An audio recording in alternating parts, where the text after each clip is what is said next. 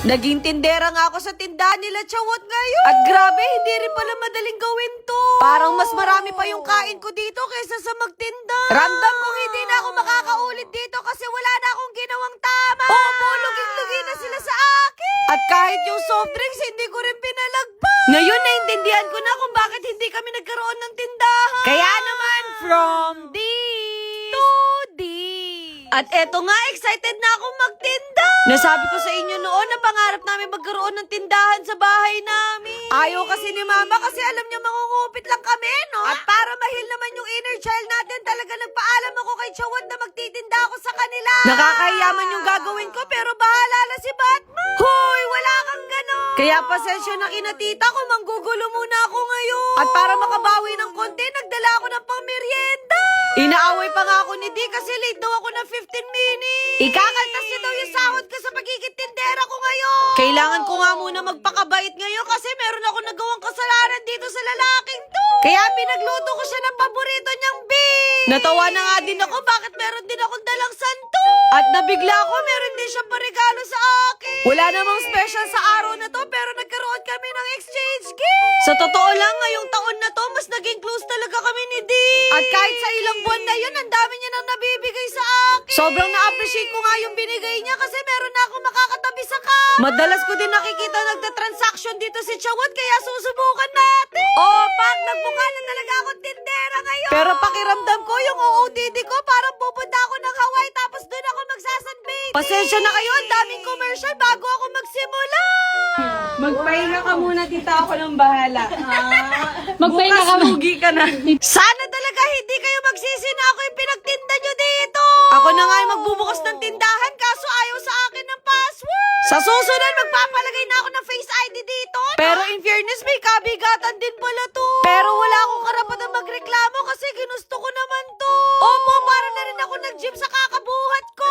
Parang meron na yata akong 4 na Hoy, mali yun! Pasensya na kayo, hindi ko napanindigan yung pagbubuhat. Bigla nga akong na-pressure kasi meron na akong unang customer. Ano, tita, mantika daw. Hindi ko nga alam kung saan ba yung mga mantika dito. Ililibre ko na nga sana sa bata kaso baka malugi naman si tita. Yun pa lang yung ginawa ko, napasabak na ako sa Yan pa naman yung pinakaayaw ko na subject. Pero kahit na-stress ako ng konti, nag-e-enjoy naman ako.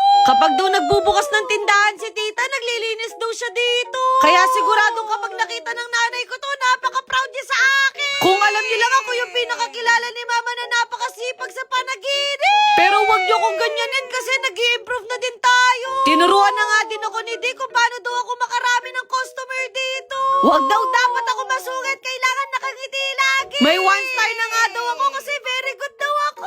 At dahil wala pa naman akong customer, nagpahinga muna ako, no? Pinagamit nga sa akin tong suklay na to, parang lahat yata ng kuto ko dito matatanggal. Iuuwi ko na nga sana yung mga kinita ni tita kaso na-guilty naman ako. Kaya sabi ko sa sarili ko, sa tinda na lang ni tita ako kukuha. Ipapalista ko na muna siguro yung utang ko dito. Tinanong ko din kung pwede 12 months to pay. Hoy, ginawa mong installment. Kung ano-ano na nga yung pinagkakakain ko dito, hindi ko na alam kung na magkano na ba ako. Parang nagpa-flashback nga sa akin yung mga laro na to.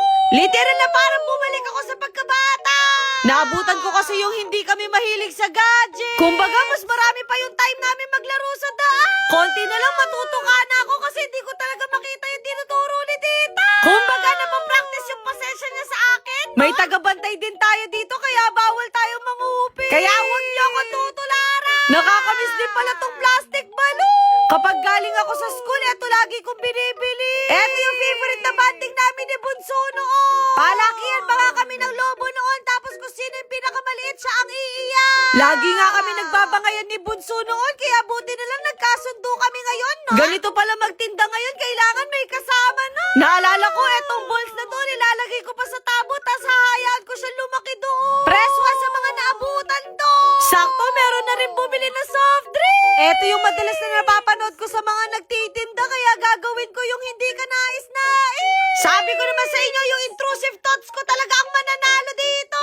At least nakainom ako ng walang ginagastos, no? Unti-unti nga nasasanay na ako sa pagtitinda ko dito. Naku, parang hahanap-hanapin ko to. Bigla ko na-realize parang nawala yung plastic balloon ko. Ngayon natapon na pala ni Jawo. Hindi na daw nakasurvive kaya panggagawa na lang daw niya ako uli. Wala 500 po pera. Opo, para mag-aabaw na pa ako ng Diora. May nakita nga akong dodo na candy dito. Ganito pala pakiramdam na maging baby mo.